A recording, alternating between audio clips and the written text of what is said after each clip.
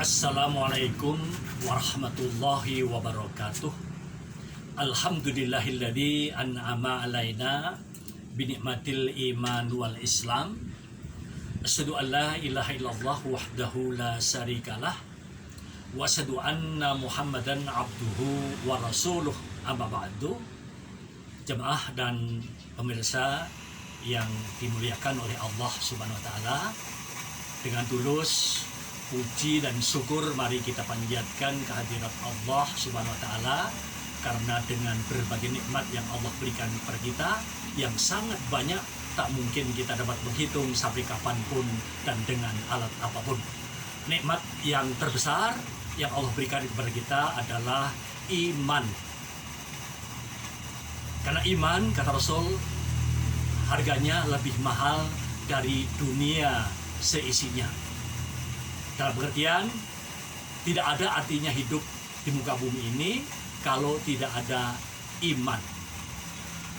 Orang yang beriman dalam hal ini mestinya tidak boleh merasa miskin, tidak boleh merasa rendah diri, minder kepada orang yang barangkali oleh Allah diberikan kekayaan yang sifatnya materi. Kenapa? Karena dengan iman itu sendiri, itu harganya lebih mahal dari dunia seisinya. Dalam pengertian, tidak ada artinya hidup kalau tidak ada iman. Kemudian nikmat yang kedua selain iman, yakni Islam. Islam sebagai hudan, sebagai petunjuk, sebagai aturan, pedoman, dan jalan hidup yang diberikan Allah lewat Rasulnya Nabi Muhammad SAW. Dengan Islam itu merupakan jaminan akan mendapatkan kebahagiaan, keselamatan dunia dan akhirat. Dengan Islam kita bisa tahu tentang banyak hal, terutama bisa tahu tentang jati diri, siapa diri kita, untuk apa hidup kita, dan mau kemana hidup kita. Itu kita bisa tahu jawabannya adalah di Al-Islam, di aturan Allah yang disebut Islam itu.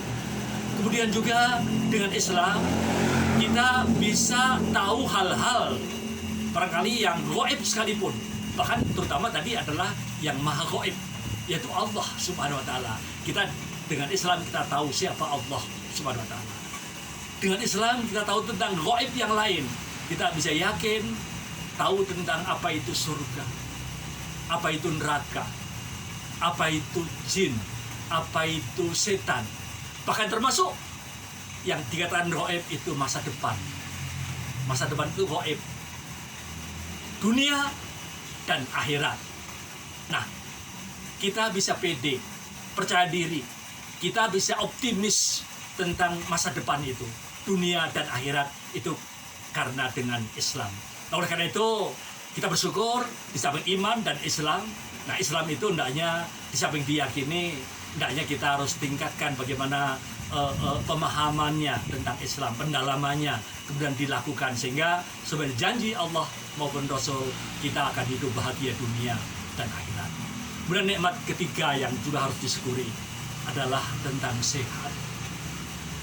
Kadang-kadang orang lupa diri kaitan dengan sehat, sehingga tidak sadar bahwa itu adalah anugerah pemberian dari Allah, sehingga tidak bisa mensyukuri, tidak bisa menggunakan kesehatan sesuai dengan yang dikehendaki oleh Allah. Padahal kalau kita sakit, begitu harga tinggi tentang sehat, mahal tentang sehat itu, kita rela mungkin rumah dijual, kendaraan dijual, sawah ladang juga dijual, bahkan apapun, tidak punya apa-apa, yang penting sehat. Sekalipun jamaah yang dimuliakan Allah SWT, apalagi kalau nyawa di samping sehat tadi, itu nggak bisa dibeli, nyawa itu nggak bisa ditebus. Jadi oleh karena itu kesehatan hendaknya digunakan sesuai dengan yang dikehendaki oleh Allah, sehingga sebagai janji Allah kalau kita mensyukuri termasuk sehat, kita akan lebih disehatkan, kita akan lebih ditambah nikmat-nikmat yang lain kalau kita mensyukuri nikmat Allah. Nah, la in sakartum la azidanakum wa la in kafartum inna adzabi lasyadid.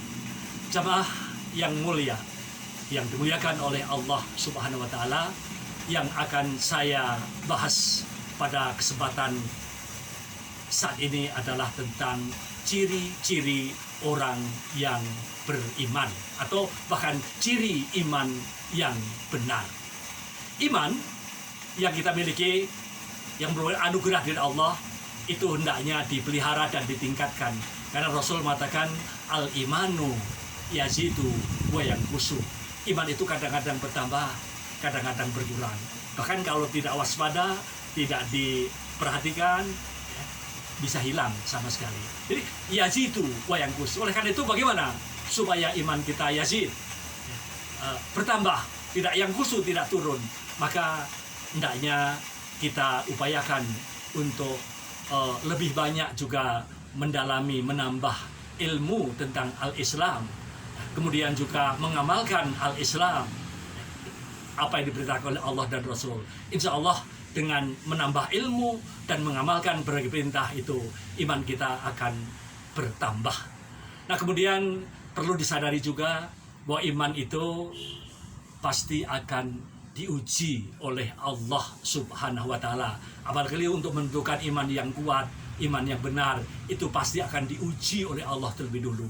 Di dalam surat Al-Ankabut ayat 2, Allah menyatakan ahasiban nasu ayutraku ayakulu amana wahum la yuftanun. Apakah manusia mengira mereka mengatakan aku telah beriman, padahal mereka belum diuji terlebih dulu, kata Allah. Jadi orang yang beriman itu akan pasti diuji. Nah, dengan diuji itu bisa menentukan memang imannya itu benar atau tidak, imannya itu kuat atau tidak. Kalau kita mengatakan iman belum diuji, nanti tatkala ada ujian termasuk virus corona atau ujian musibah yang lain, kemudian sudah lupa atau hilang iman, malah lari kepada yang lain, berupaya tawakal tidak kepada Allah tapi malah kepada ilmu mungkin, atau mungkin tawakalnya kepada dukun dan sebagainya. Ini ternyata kalau iman itu memang belum kuat, belum teruji. Jemaah dan pemirsa yang dimuliakan oleh Allah SWT, ada ayat Al-Quran di dalam surat Al-Anfal ayat 2-4, 2-4, Allah SWT menyatakan tentang ciri mukmin yang benar, yang imannya benar.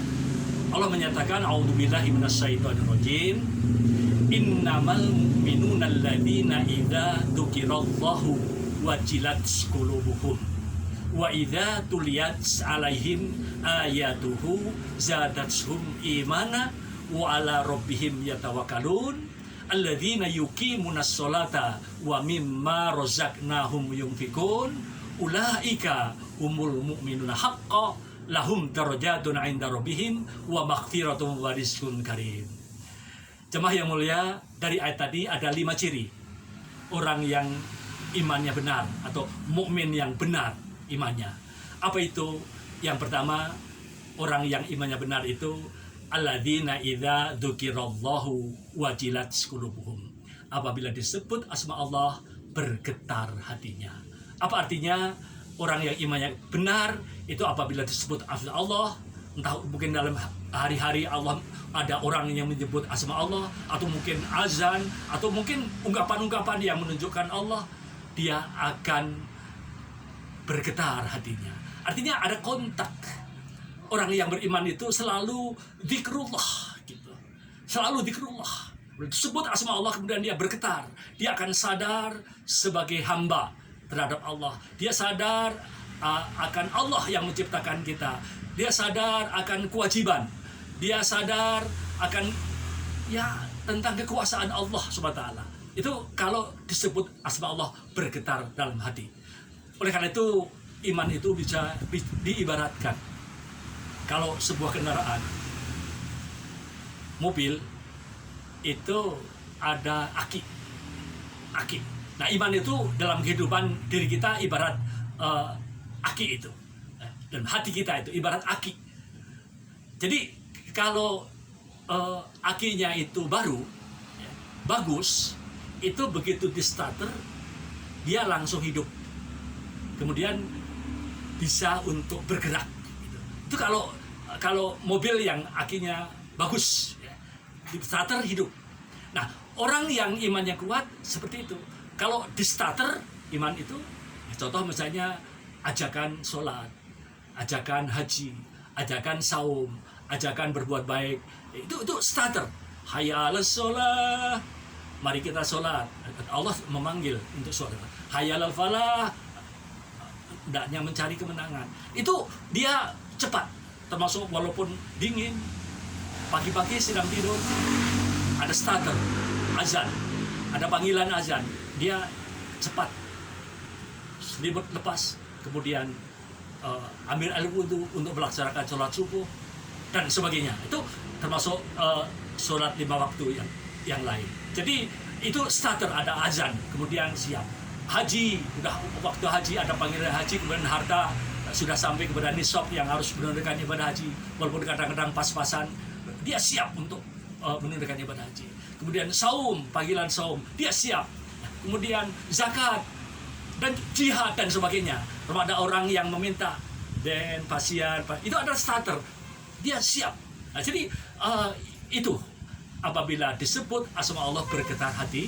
Jadi kalau udah starter ibarat aki yang kuat tadi, dia akan hidup kemudian jalan. Tapi kalau akinya lemah, walaupun di starter subuh hayya 'alas shalah apalah, dia akan lebih enak tidur yang dilanjutkan. Ada orang minta-minta, itu kayak starter, dia nggak mau, bahkan berpikir, dia mempertimbangkan mau beri atau tidak beri. Ini menunjukkan bahwa lemah, aki atau imannya lemah, di starter nggak jalan-jalan.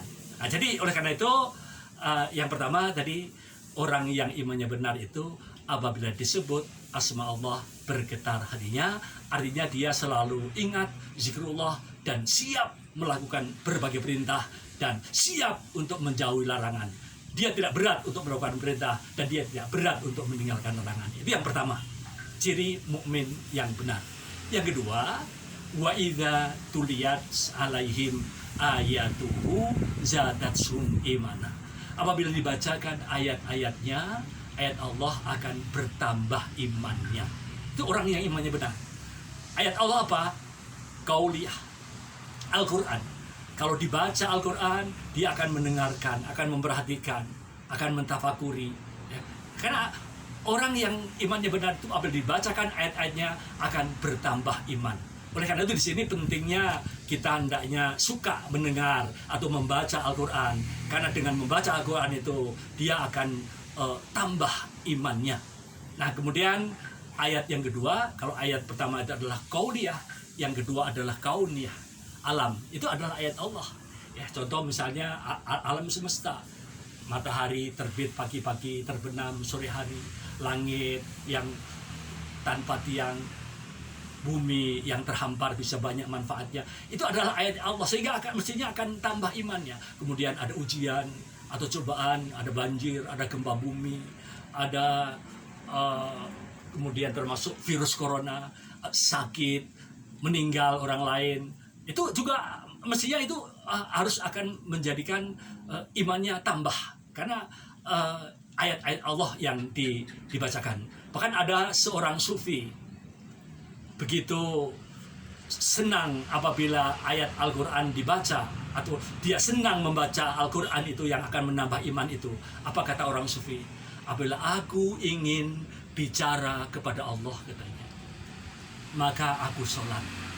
Jadi orang yang sholat itu orang yang bicara kepada Allah. Dan apabila aku ingin Allah bicara kepadaku, maka aku membaca Al-Quran. Jadi seorang sufi tadi dengan membaca Al-Quran rasanya seperti sedang menerima wahyu.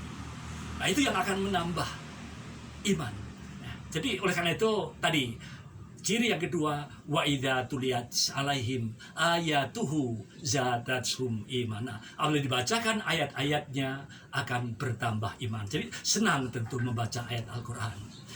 Dan juga ayat-ayat kauniyah, alam, itu teguran termasuk musibah, itu akan menambah iman. Yang ketiga, ciri orang yang imannya benar adalah wa ala rabbihim yatawakkalun. Dia hanya bertawakal kepada Allah. Dia hanya berserah diri kepada Allah Subhanahu wa ta'ala. Tatkala ada musibah, ya, virus corona, dia tidak akan bertawakal kepada ilmu, tidak akan bertawakal kepada orang lain, tidak akan bertawakal kepada makhluk, ya, tapi dia hanya berserah diri kepada Allah Subhanahu wa taala. Apalagi seorang mukmin yakin sebagaimana Allah mengatakan ma asaba min musibatin illa biidznillah. Tidak akan terjadi musibah kecuali atas izin Allah. Tidak akan menimpa musibah kepada seorang kecuali atas izin Allah. Jadi itu yakin, dia hanya tawakal kepada Allah. Jemaah yang mulia, tentu walaupun pengertian tawakal itu tidak berserah diri tanpa syarat. Yang namanya tawakal itu ya didahului dengan ikhtiar, bahkan juga dengan berdoa kepada Allah. Salah kalau tawakal tanpa usaha. Rasul pernah mencontohkan kaitan dengan tawakal itu. Ada seorang sahabat yang datang kepada Rasulullah SAW, naik unta, kemudian sampai kepada Rasul, untanya dilepas dan bersama Rasul. Tanya oleh Rasul, naik apa ke sini? Sahabat tadi mengatakan naik unta ya Rasul. Untanya kau taruh di mana? Aku lepas karena aku sudah bertawakal kepada Allah. Rasul mengatakan tawakal itu bukan begitu. Tawakal itu naik kendaraan unta, simpan di tempat yang aman, diikat, baru serahkan kepada Allah. Itu yang namanya tawakal. Termasuk sakit, hendaknya harus berobat. Ingin pintar, harus belajar. Ingin punya harta, harus usaha. Itu tawakal. Termasuk kaitan dengan musibah corona. Yang namanya tawakal, yaitu bukan, walaupun yakin musibah itu dari Allah, tapi jangan nekat. Rasul dalam hadis Bukhari pernah menyatakan, larilah dari penderita lepra sebagaimana kamu lari dari harimau. Itu dalam hadis Bukhari. Jadi kalau ada wabah di satu daerah, hendaknya juga jangan kita nekat. Sampai dicontohkan juga oleh Umar bin Khattab. Tatkala jadi khalifah, beliau satu saat akan pergi ke satu daerah. Ada telik sandi atau informan yang menyatakan, wahai khalifah, di sana ada wabah di kampung itu. Dan Umar bin Khattab tidak lewat itu, menghindar. Oleh sahabat ditegur, wahai Tuan, wahai khalifah, kenapa Tuan lari dari takdir Allah? Apa kata Umar bin Khattab? Iya, saya lari dari takdir Allah dan menuju kepada takdir Allah. Nah, jadi harus ada ikhtiar. Sampai juga dalam hadis Bukhari Muslim itu kaitan dengan wabah itu, apa kata Rasul kaitan dengan ini, jangan sampai orang yang sakit itu menengok atau bercampur kepada orang yang sehat. Nah ini kita sudah lakukan selama ini. Kita orang yang sakit hendaknya jangan ke masjid, atau mungkin jangan bercampur. Bahkan kalau ada wabah dalam satu negeri, jangan sampai pergi ke negeri yang lain, atau mungkin itu adanya pembatasan. Kita tidak akan pergi ke satu daerah yang timbul atau ada penyakit yang menular. Jamaah yang dimuliakan oleh Allah, jadi itu pengertian tawakal. Kita hanya bertawakal kepada Allah. Wa ala rabbihim yatawakalun. Tapi tawakal dalam pengertian bukan menyerah tanpa syarat, tapi kita harus ada ikhtiar maupun usaha. Nah, kemudian yang keempat, ciri orang mukmin yang benar, alladzina yuqimunas shalah, yakni mendirikan salat. Jamaah yang mulia, oleh karena itu orang yang tidak sholat itu oleh Rasul dikatakan bukan orang yang beriman. Rasul mengatakan inna bainar rajuli wa bainas syirki wal kufri tarkus shalah. Juga garis batas antara mukmin, musyrik dan kafir itu meninggalkan sholat. Jadi orang yang tidak sholat itu bukan mukmin. Bahkan saya pernah mendengar ada seorang mubalighah yang ceramah di radio mengatakan kalau seorang mengaku muslim tapi tidak sholat, Islamnya adalah Islam KTP. Oleh karena itu mari kita doakan mudah-mudahan KTP-nya masuk surga. Itu kenapa? Karena memang dia bukan muslim. Kalau hanya Islam KTP, yang didoakan mudah-mudahan KTP-nya masuk surga. Jamaah, ini juga berkait dengan Al-Quran, surat Al-Mudaththir ayat 42 dan 43. Itu oleh Allah dikatakan, di sana digambarkan ada dialog orang yang berada di neraka Sakor itu ditanyakan, ma salakakum fi sakor? kenapa Anda masuk ke dalam neraka Sakor? Qalu, mereka mengatakan, lam nakum minal musholin, karena waktu hidup aku tidak sholat. Jadi dalam ayat itu sudah jelas ada jaminan orang yang tidak sholat itu tidak akan masuk surga. Masalah kakum fis sakor, kenapa Anda masuk ke dalam Sakor? Neraka Sakor itu oleh Allah digambarkan neraka yang membakar, yang tidak menyisakan tulang dan daging. Itu begitu panasnya. Untuk siapa?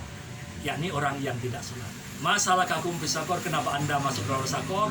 Qalu, mereka mengatakan, lam nakum minal musholin, karena waktu hidup aku tidak sholat. Bahkan Rasul menyatakan sholat itu menjadi barometer kebaikan seseorang. Kalau kita ingin melihat, ingin tahu tentang seseorang baik atau tidak, itu tergantung sholat. Karena dalam hadis dikatakan, awalu ma yuhasabu bihil abdu yaumal qiyamati as-shalah, in saluhat saluha sairu amalihi, wa in fasadat fasada sairu amalihi. Pertama kali nanti di akhirat akan ditanya pada hari kiamat itu adalah oleh Allah ditanya tentang sholat. Kalau sholatnya beres seluruh amalnya. Dalam hadis yang lain dikatakan, kalau sholat wajibnya itu bagus, beres, langsung masuk surga. Nggak akan ditanya puasanya, zakatnya, hajinya, jihadnya, dan segala macamnya. Kalau sholat wajibnya beres, langsung surga.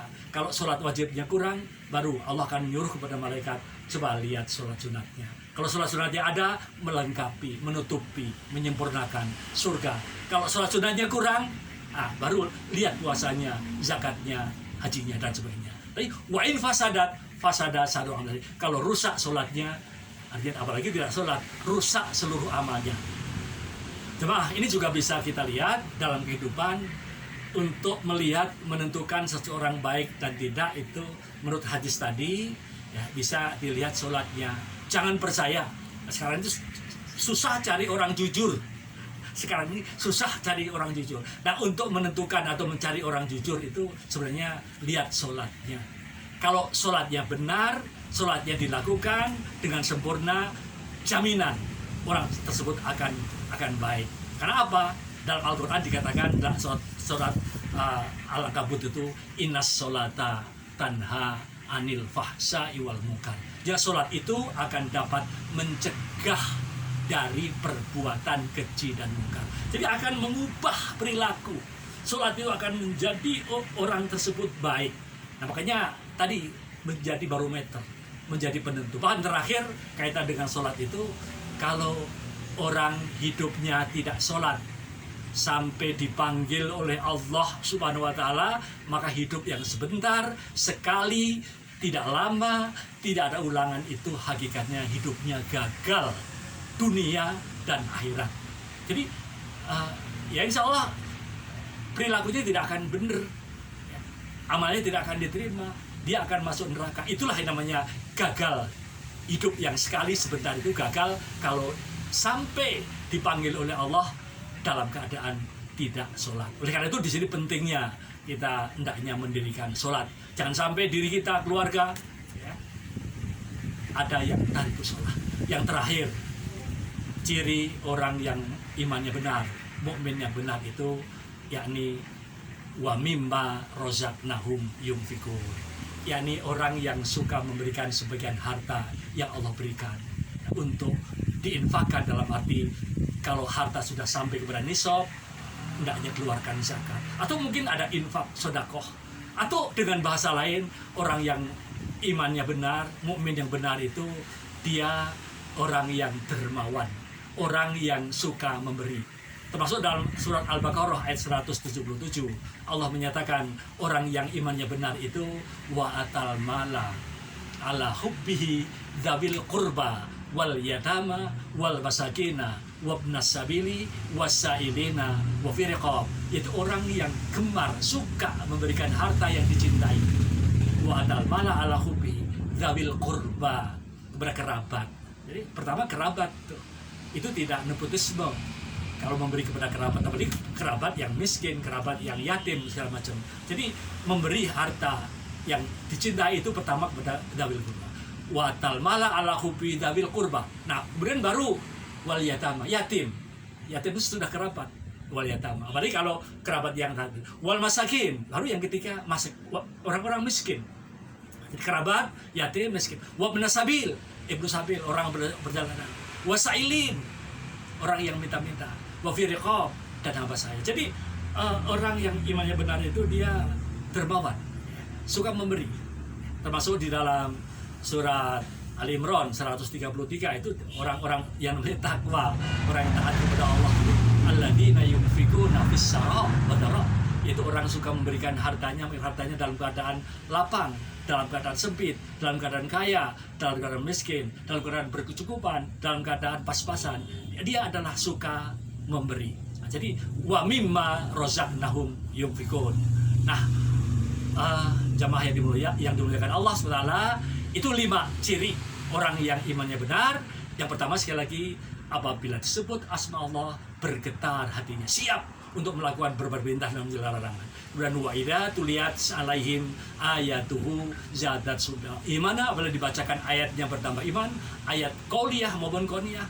Kemudian yang ketiga, wala rabbihim yatawakkalun, dia hanya bertawakal kepada Allah, tidak kepada yang lain. Kemudian alladzina yuqimuna shalah, yang keempat, mendirikan menegakkan salat itu mutlak.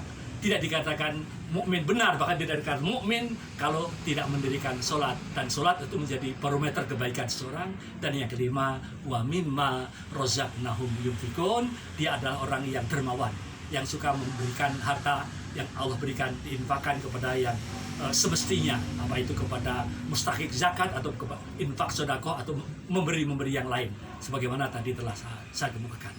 Itulah yang bisa dikemukakan tentang ciri mukmin yang benar menurut surat Al-Anfal ayat 2-4. Mudah-mudahan kita termasuk orang yang imannya benar dan diberikan hidayah petunjuk untuk dapat orang yang bisa terdorong untuk menjadi imannya benar. Mohon maaf bila ada kekurangan, kesalahan. Billahi taufiq wal hidayah. Assalamualaikum warahmatullahi wabarakatuh.